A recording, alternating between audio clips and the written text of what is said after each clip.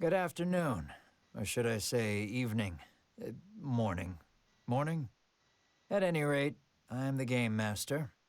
Pleased to make your acquaintance. Before we begin, there is something I must tell you. You see, my job is to draw you into this world with my voice and cards, which is why I believe it best for you to play with the sound on. In fact, I insist on it. However, as you can see, my voice is subtitled, so you can always read along as well.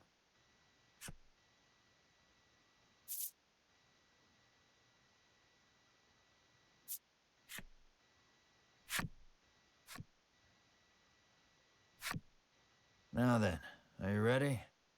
Let's begin. Welcome to Voice of Cards. You are about to take the first steps of your adventure. Through a realm of sword and sorcery you will travel, battling bloodthirsty monsters as you strive to realize your ambitions. I have every faith you will accomplish great things here. I am merely a witness to your exploits. Now then, your departure draws nigh. May your journey be a safe one.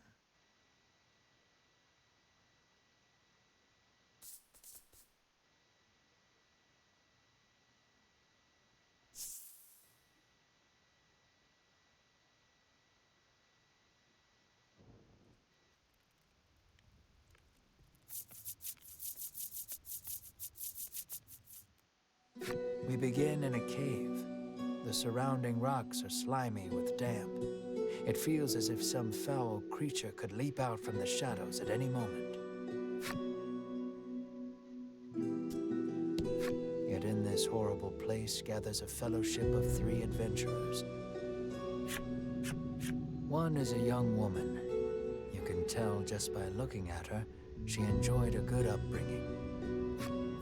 Another is a stoic warrior. He stands at the ready, scanning his surroundings for any sign of threat. Last but not least is the old man. He has a sagely air and gazes into the darkness stretching out before him. These adventurers seek a certain treasure hidden in this cave.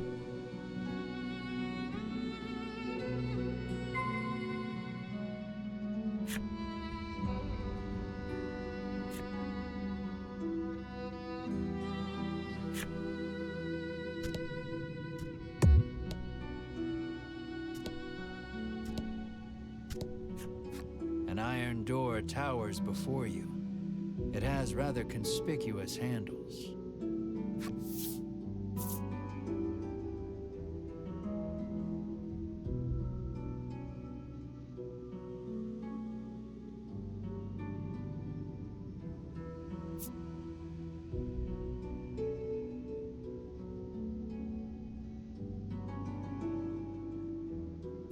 The stoic man takes hold of the handles and pulls as hard as he can, but the door doesn't so much as budge.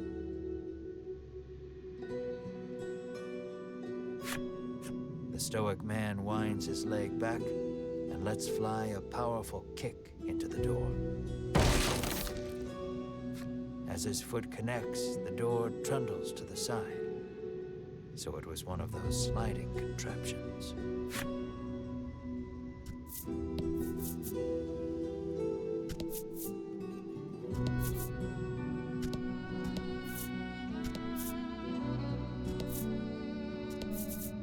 Something leaps out at the fellowship from the darkness.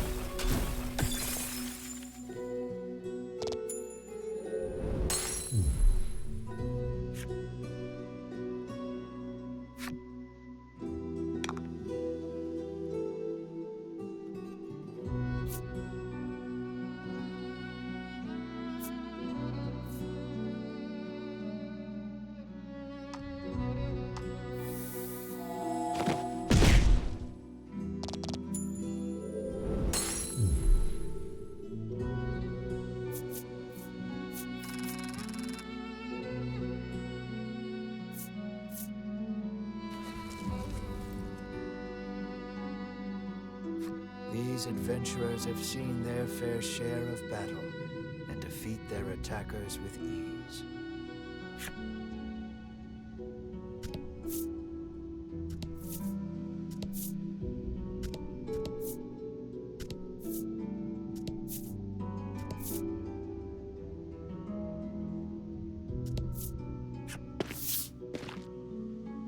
As the trio approaches the treasure chest, an awful rumbling resounds deep in the cave. "You shall not have it," a voice growls. Before the wary trio appear creatures the likes of which they've never seen.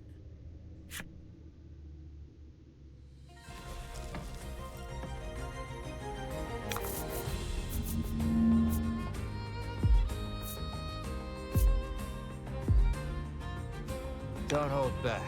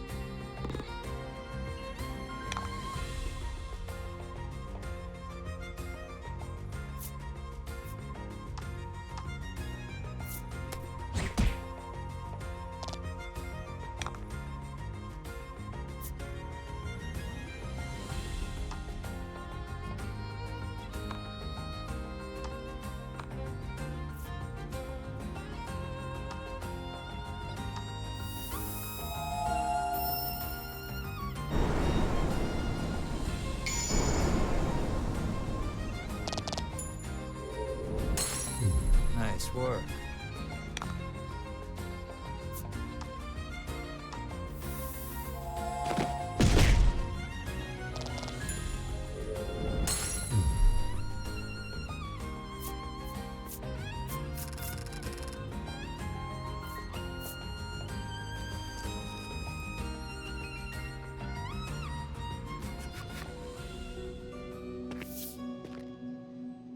The young woman edges around the monster's bulk to stand before the treasure chest.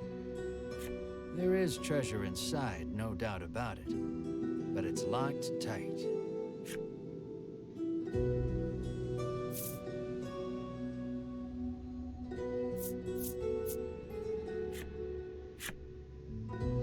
The woman slides the simple key into the lock. The chest clicks open. Inside is what appears for all the world be an ordinary medicine bottle. At last, we've retrieved the royal treasure, the old man says. The woman and warrior exchange a nod.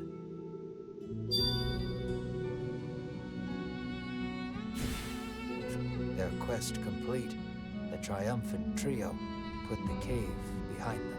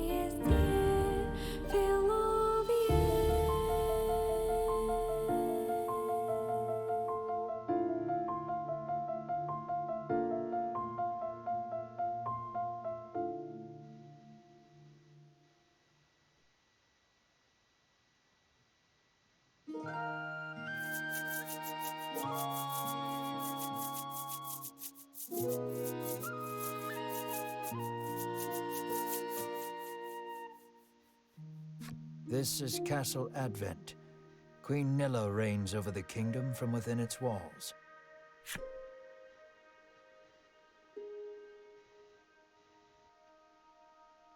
In the crowded audience chamber jostle all manner of knights, adventurers, and bounty hunters. The white-robed adventurers stand close to the throne. A palace guard calls over the tumult. Be silent. Her Royal Majesty graces us with her presence.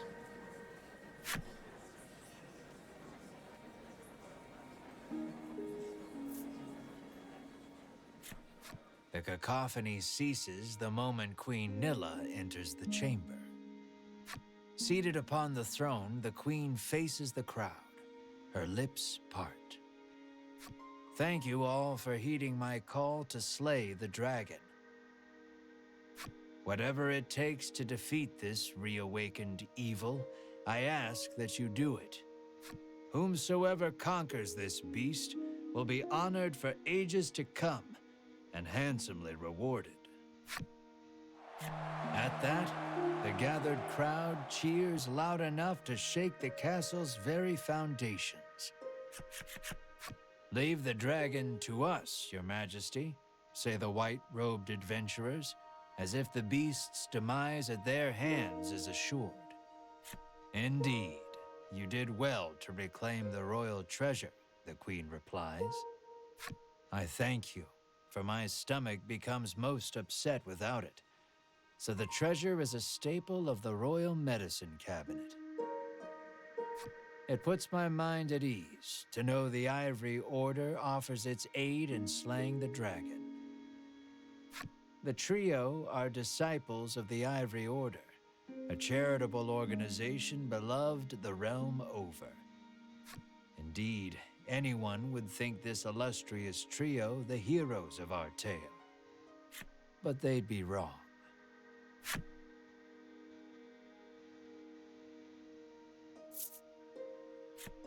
So we just gotta slay the dragon and we'll be drowning in gold. The man trails off, drooling over unknowable fantasies. Beside him, a strange creature lets out a chirping coo. Pay attention, because this is important. There he is, or there you are, I should say, the hero of our tale. A humble bounty hunter. You love little in this realm more than coin. A seemingly tedious fellow who doesn't hesitate to claim the title of hero for yourself. When you heard about the quest to slay the dragon, It was the promise of reward that lured you to the castle.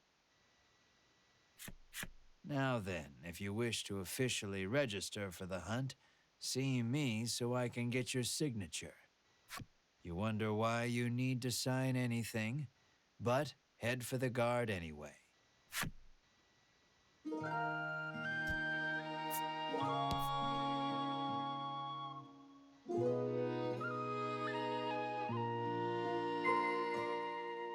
Shall we?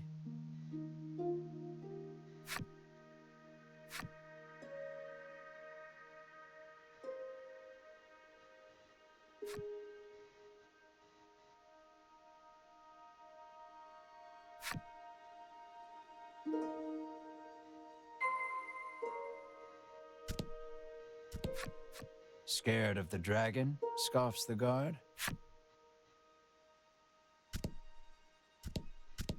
You haven't yet registered for the quest to slay the dragon. Go see the guard near the queen. Have you registered yet? Says the guard.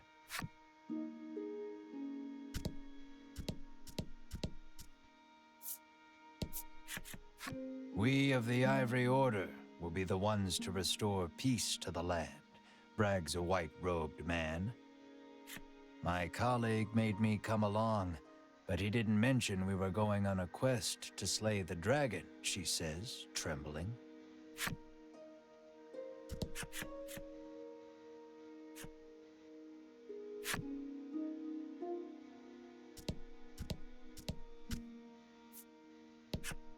The man takes one look at your companion and shrieks, "Monster!"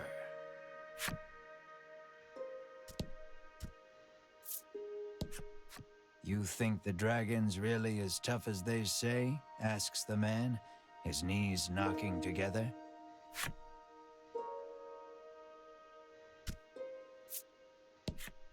That reward for slaying the dragon is as good as mine, barks the man.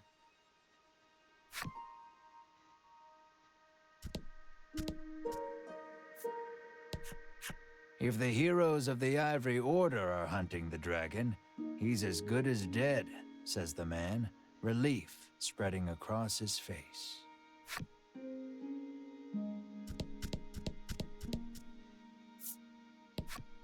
Keep your ears perked.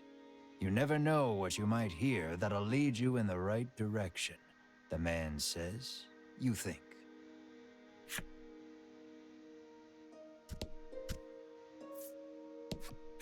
You'll need tough gear if you're going to beat the dragon, the man tells you.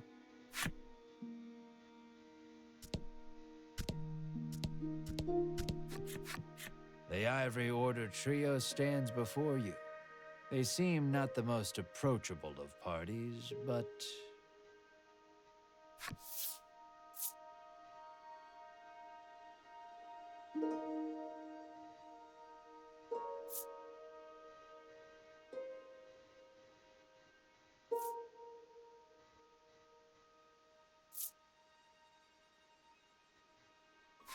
You inquire about their identities.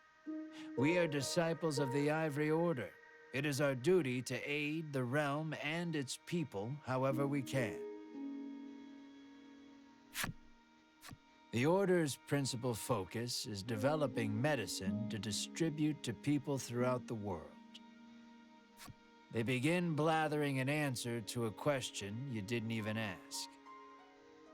Sensing a long lecture ahead, you seize on the first chance to extricate yourself from their presence.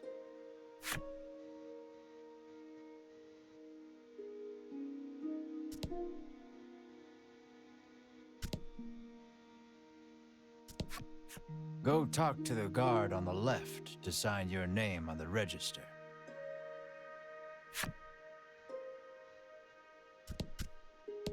You try to speak to Queen Nilla, but a guard blocks your path. Figures a nobody bounty hunter can't just walk up to a queen and start chatting like they're best friends.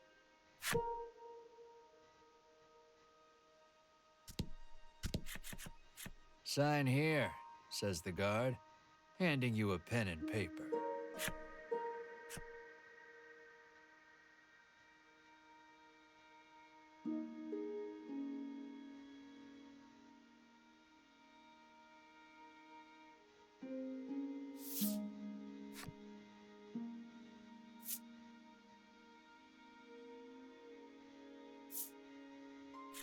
For some reason or another, you've written your name incorrectly. Let's try this again.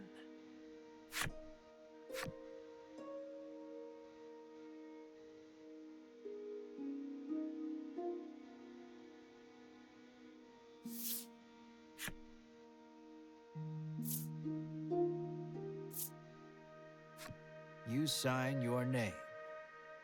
A fine name. After you've signed, the guard motions to the strange creature beside you, the monster too. You sign your companion's name as well, Mar. Mar, your friend and sometimes traveling companion.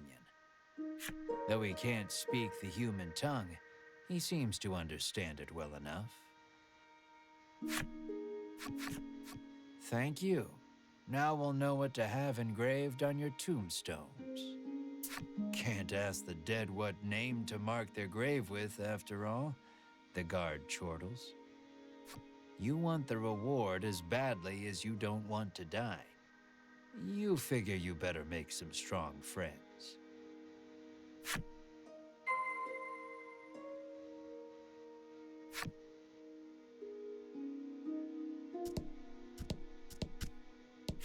Asking Queen Nilla to join you is beyond preposterous. Better not even try.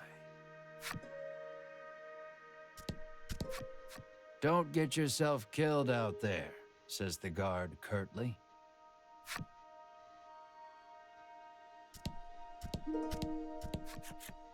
Offer to join forces with the Ivory Order trio? We select few are sufficient to defeat the dragon. We require no additional aid. And we certainly don't require the aid of a no-name wastrel. With that, the trio takes their leave of the castle.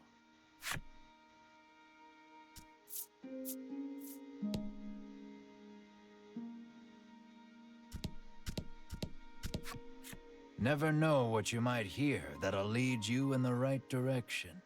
The man wanders off somewhere, muttering to himself.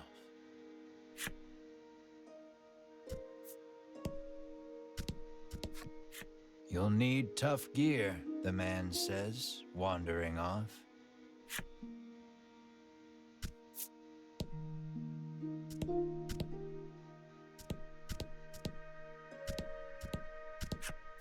I'll let the Order handle this. Me, I'm heading home.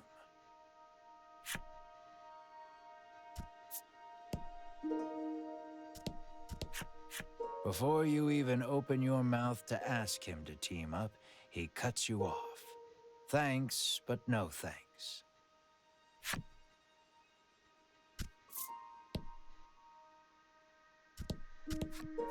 No way am I adventuring with anyone who keeps that sort of creepy company, he says.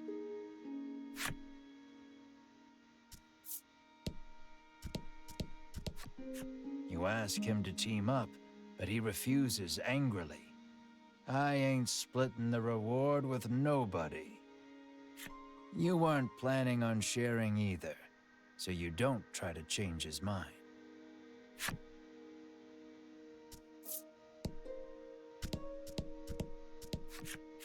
Let us depart. We have a realm to save.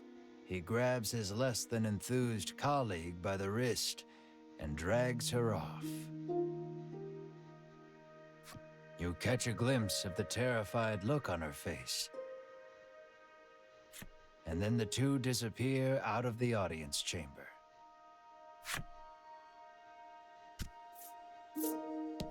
The castle will close to visitors shortly. Please be on your way. You're shooed out of the castle. In the end, you set out, just the two of you, to hunt the dragon.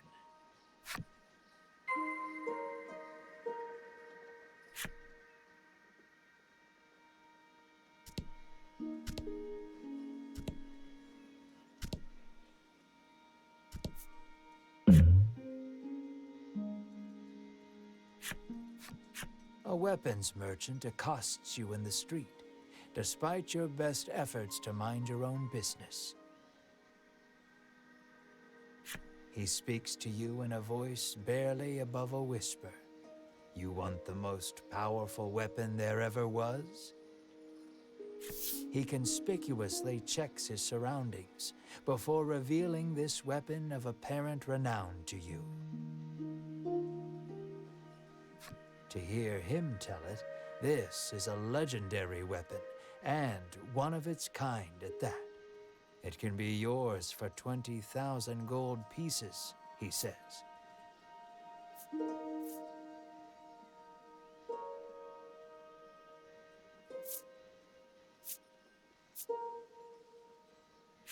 You can smell the scam a mile away, and yet the aura of this weapon does have something of the legendary about it.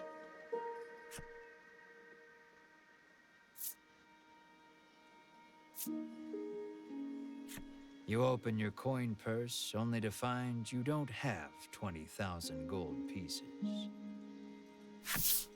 No money, no sale.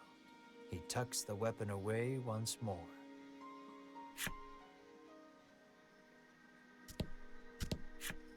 How may I help you? The proprietress inquires.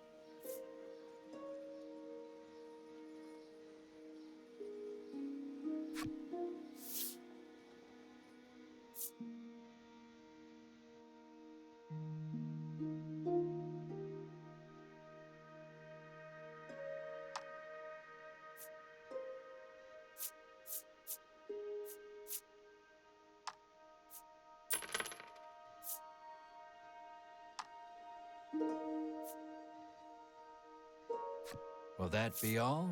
The proprietress asks.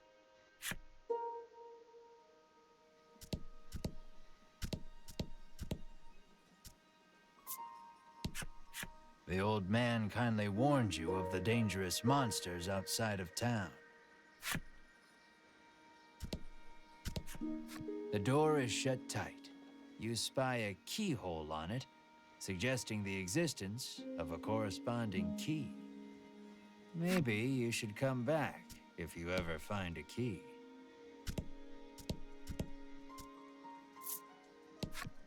The child says you should see Nexton as soon as you leave the castle town.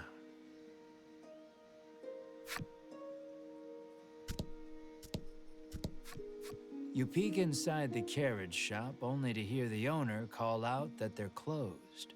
Guess you won't be making use of them after all.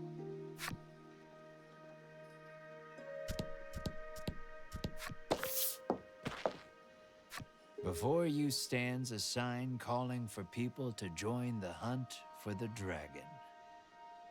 Earlier, you saw the bit about the handsome reward for whoever slays the dragon, and hightailed it to the castle. A woman stares at the sign, transfixed. Her face curls into a scowl as she notices you.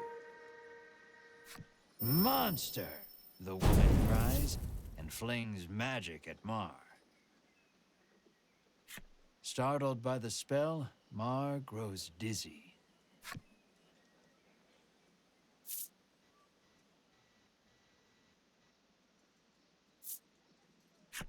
You gather the dizzy Mar in your arms and glare at the woman.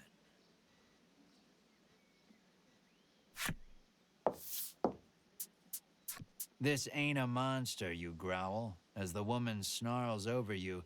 I hate monsters. The two of you bicker for quite a while.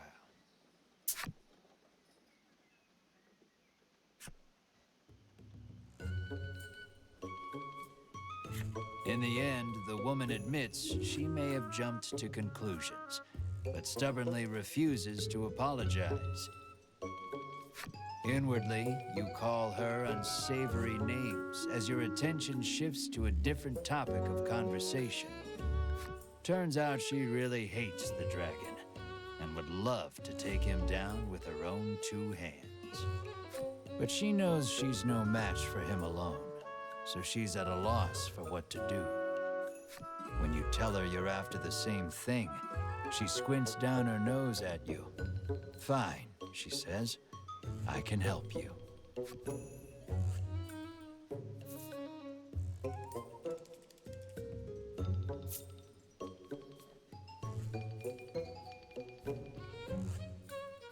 She's a little annoying, but you are looking for quest companions. I only want to see the dragon dead. I don't care about anything else, she mutters. You overhear her remarks and grin without thinking. Then you don't care about getting a share of the reward. That suits you perfectly. You happily join forces with the black-clad woman. She introduces herself as Melanie. She tells you she is a witch, but says nothing of why she hates monsters or what grudge she bears against the dragon.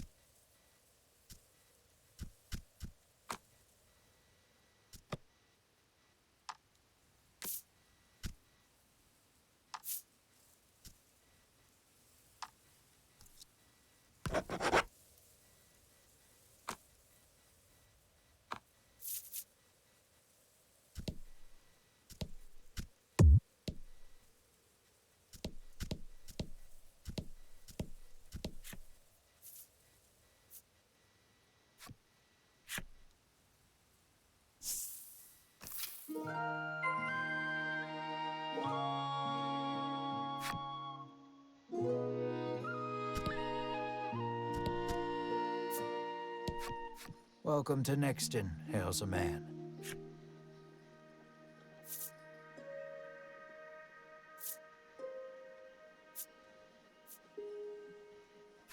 The man doesn't respond to any question except to parrot back his original greeting.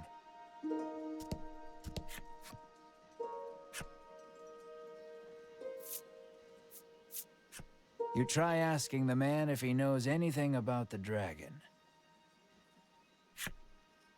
The man's eyes widen. He leans close, cupping his hand to his mouth. Welcome to Nexton, he whispers in your ear.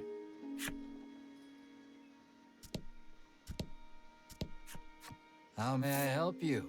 The proprietor inquires.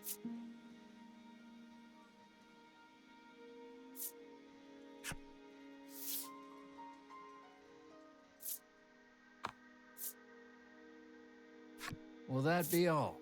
The proprietor asks.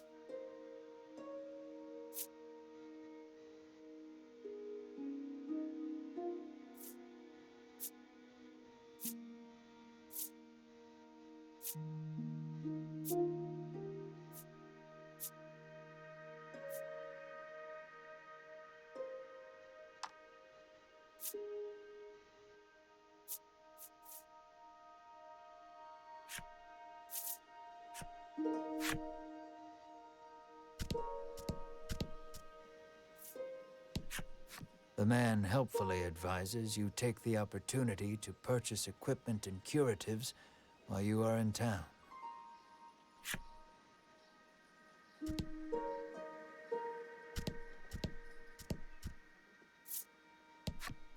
The woman tells you she's so terrified of what might happen if the dragon attacks the town.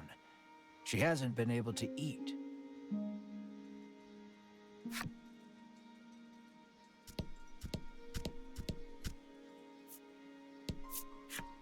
A woman sits hunched over by the side of the road. Upon catching sight of you, she calls out for your aid. She's sprained her ankle and needs you to take her to the nearby apothecary.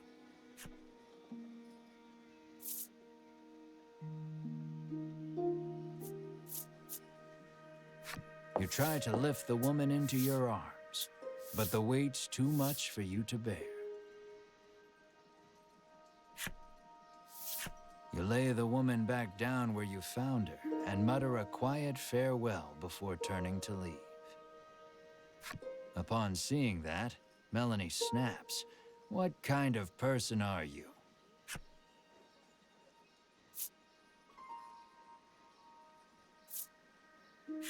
Ain't like it's my fault she's hurt. You whine like a child.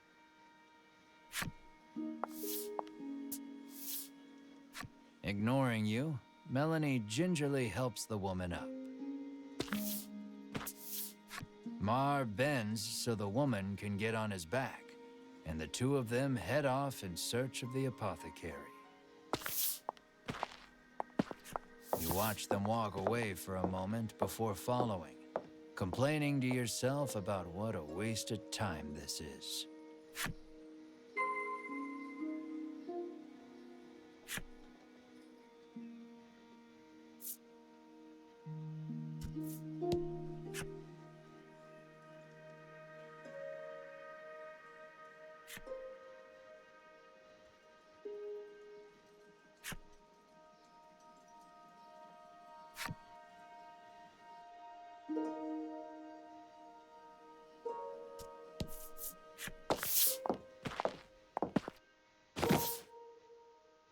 You arrive at the apothecary.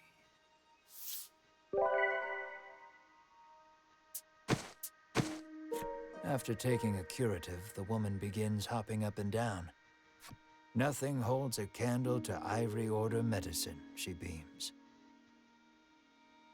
She thanks you and pulls something from her breast pocket.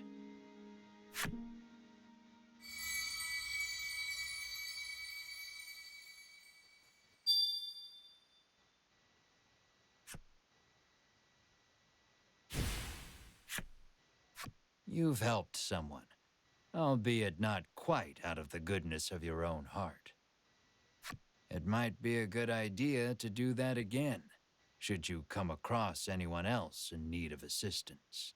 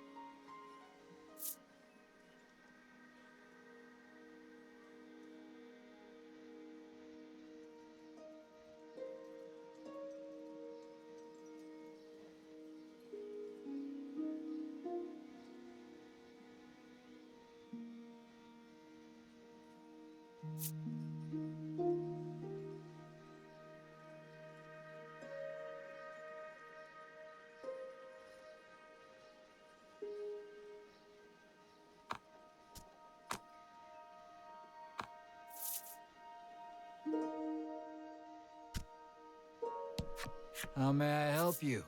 The proprietress inquires.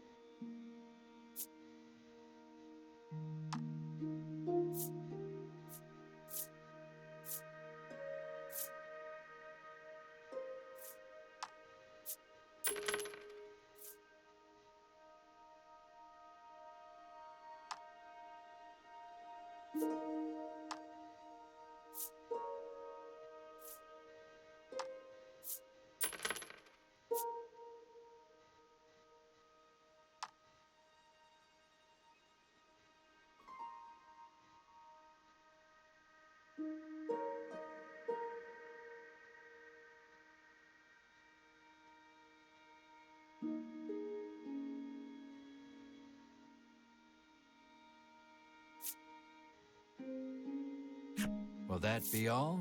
The proprietress asks.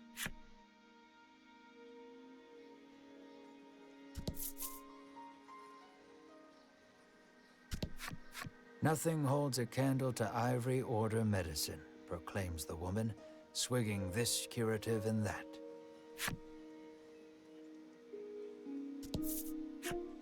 It seems the majority of the world's medicine is made by the Ivory Order.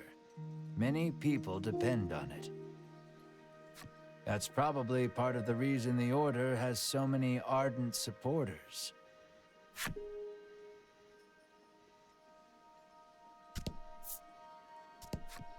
The girl says if you follow this road northwest for a bit, you'll come to Thriston.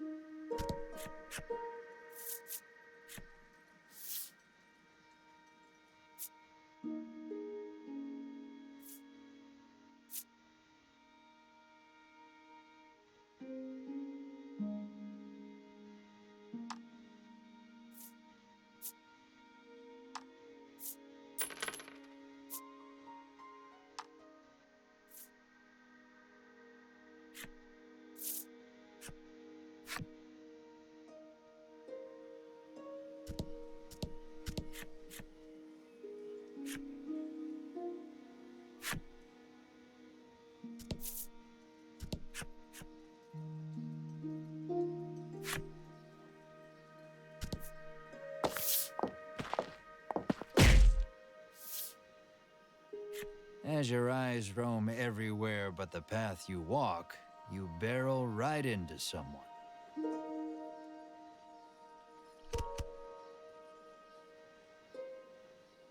When you turn to see who it is, you see the Ivory Order trio from the castle. Winifred, are you all right? The sagely old man asks the woman, voice full of concern.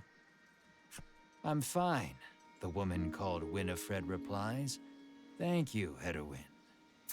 Berwin, the old man calls, turning to their stoic companion. He jerks forward, as if to defend Hedwin and Winifred. The trio advances on you. How dare you treat disciples of the Ivory Order with such disrespect?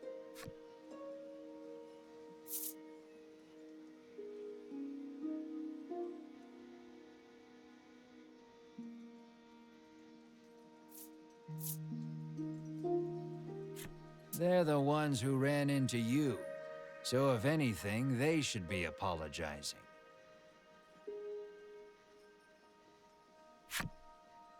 We were standing still, says Hedowin, his calm tone belying the anger on his face. Muttering a half-hearted apology, you try to keep walking. But that's when you notice something in your hand. Looks like you accidentally grabbed Winifred's coin purse when you ran into her. Thief, bellows Berwin, drawing his weapon. Guess you've got to fight your way past.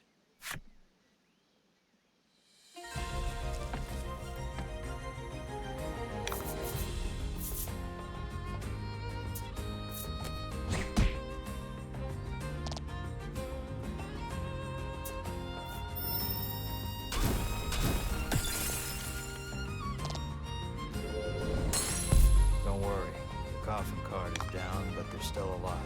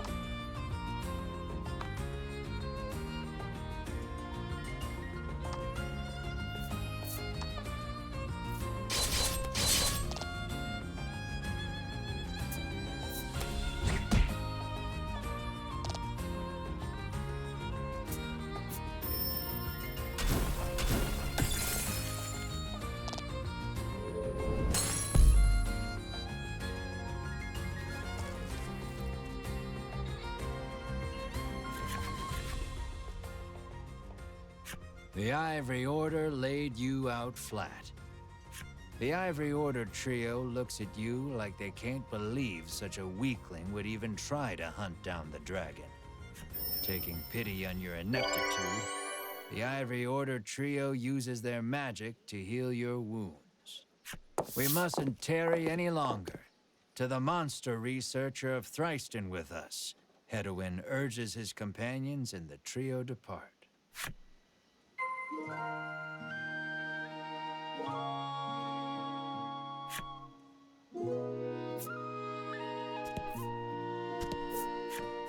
Apparently, a monster researcher lives in Thriston and might know something about the dragon.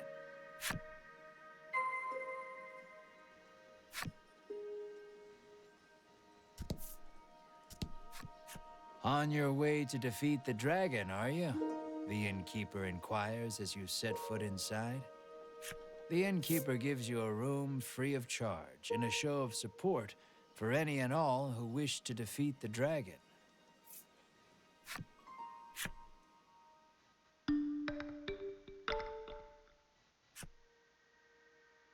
The party leaves the inn feeling rested.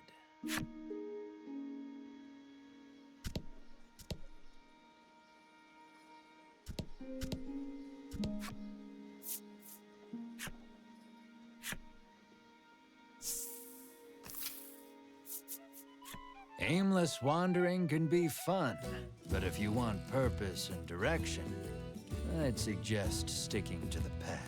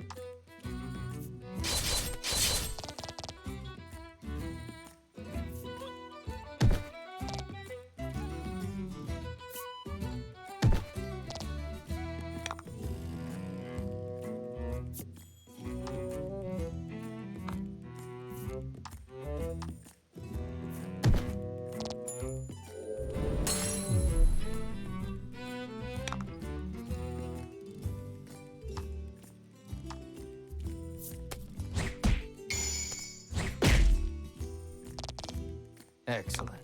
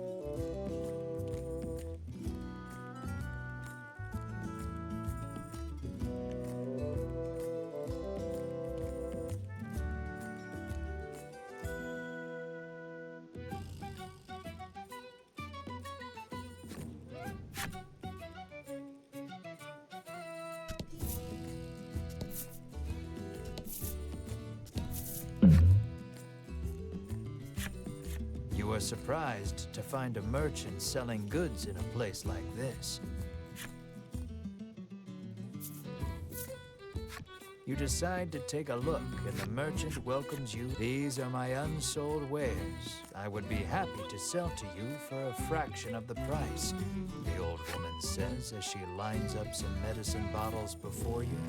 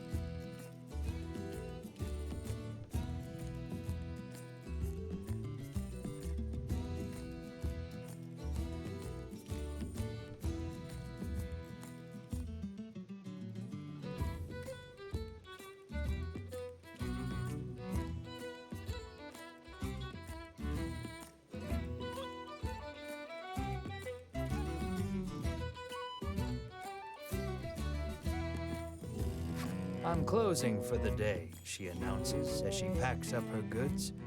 It seems you won't be able to do any more shopping here.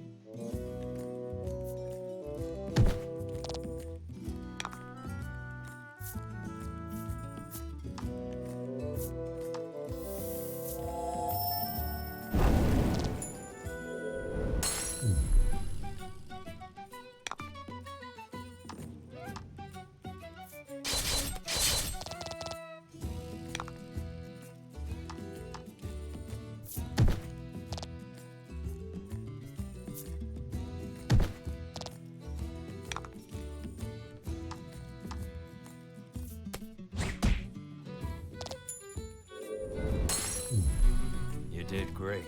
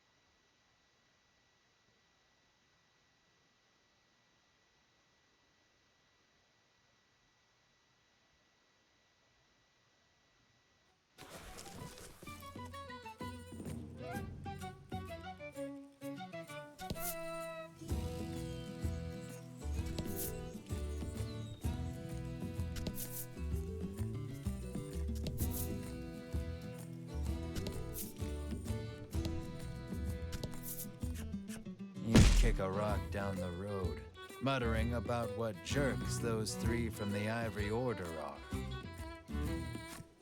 Cut it out, chides Melanie. She warns you your anger will only come back to bite you in the rear. You grumble, but your sulking is cut short when out of the thicket leaps a monster. The rock you kicked must have hit it, because it is really mad. Brace yourself for battle.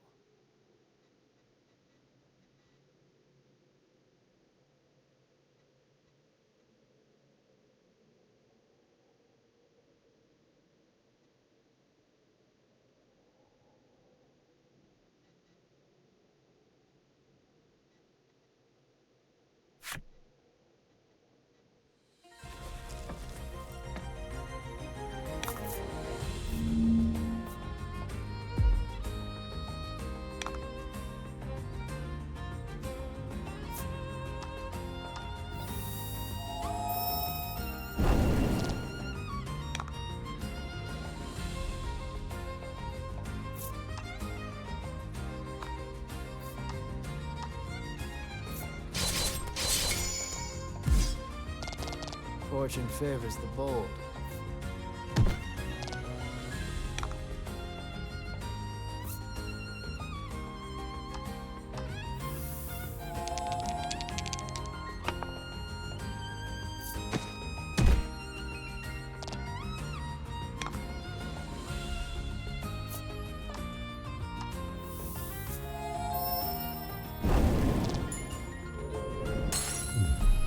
Congrats.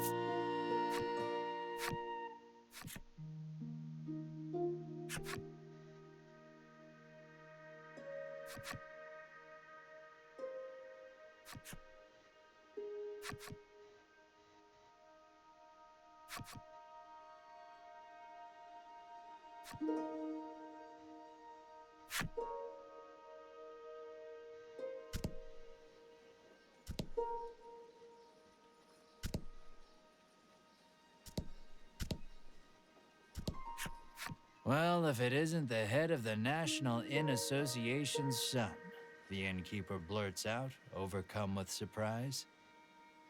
You've clearly been mistaken for someone else, but the innkeeper looks so excited that you dare not burst her bubble. Your room is free.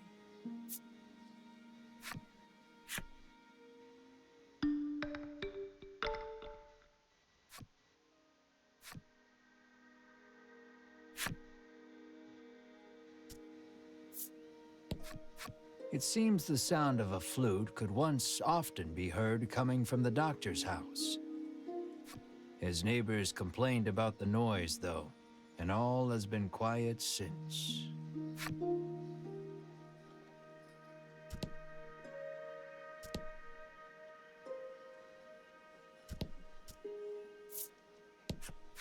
Apparently, monsters have been mugging people along this stretch of road lately. The Ivory Order is searching for where they're stashing the stolen goods.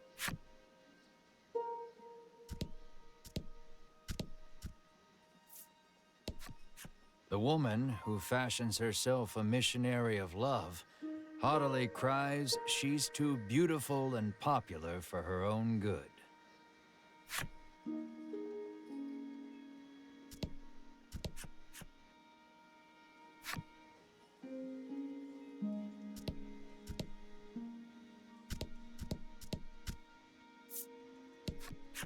The woman tells you a monster stole something very valuable from her. If only someone could get it back for me, she sighs. What did it steal, you ask? Medicine, says the woman, to give my skin a lustrous glow.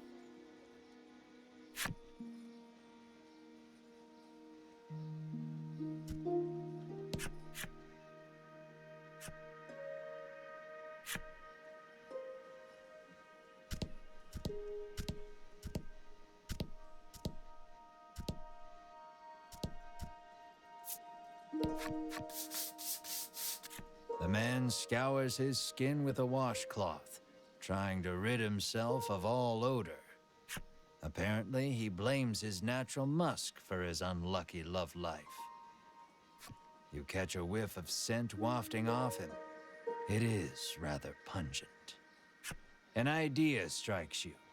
Maybe getting rid of the toxins within the body would get rid of the odor without, too.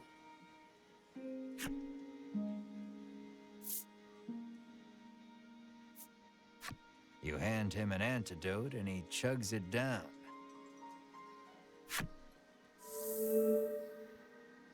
As soon as he's finished, the odor completely disappears.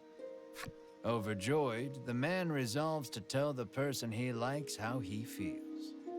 From his breast pocket, the man pulls out something to give you in thanks.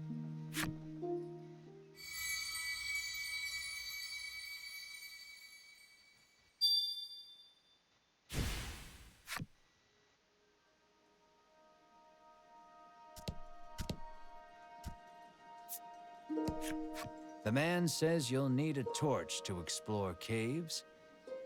And, he adds, it just so happens you can buy them at the item shop. You get the feeling he probably works for said shop.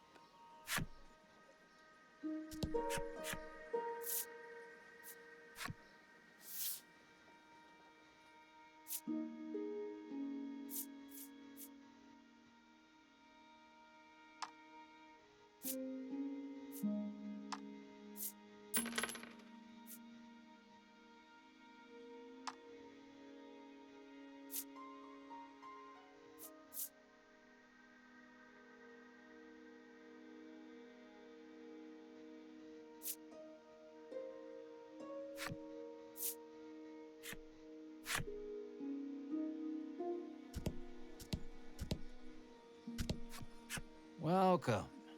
100 gold pieces will get you. You will be instantly transported to any location you've previously visited. Travel for 100 gold pieces?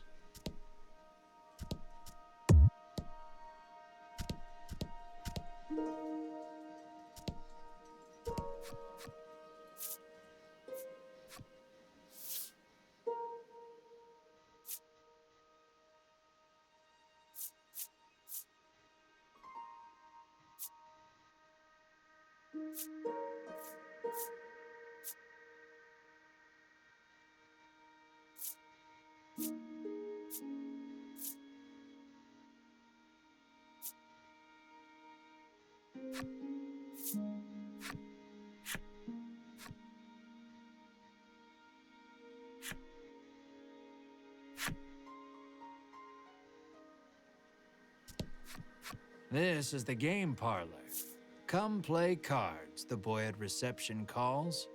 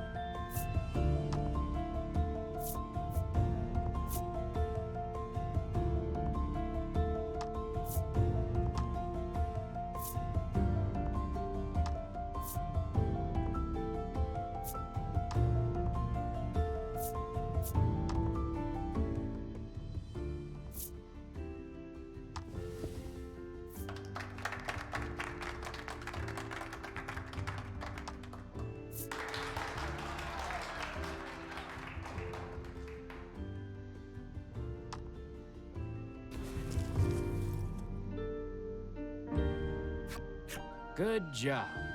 The boy praises you, proffering a gift in commemoration of your first win.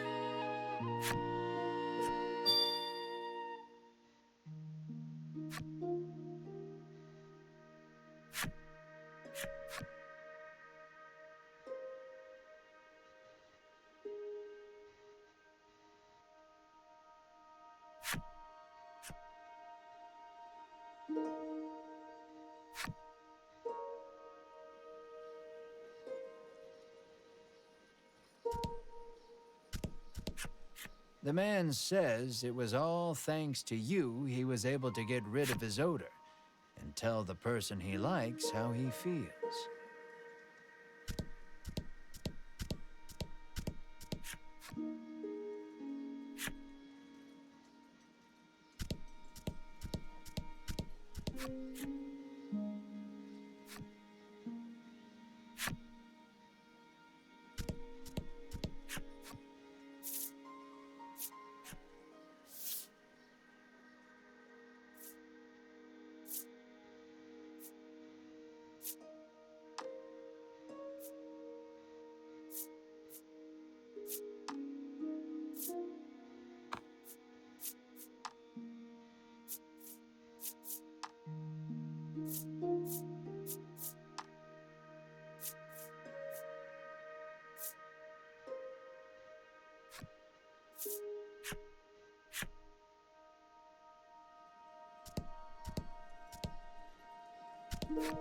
Cyprian Ombre, I'm sorry, Cyprian Amber, has lived here for many years, conducting research on monsters. All the townsfolk affectionately call him Cypri. If anyone knows anything about the dragon, it's him. He's a veritable monster expert.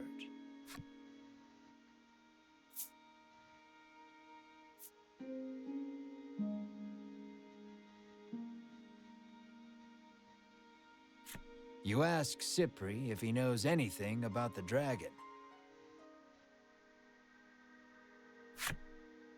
He says he'll tell you if you do him a favor. The monsters stole a precious treasure from him. If you reclaim the treasure, Cypri promises to tell you all he knows about the dragon. It seems the treasure-thieving monster makes its hideout in the western cave. That's where you'll want to head.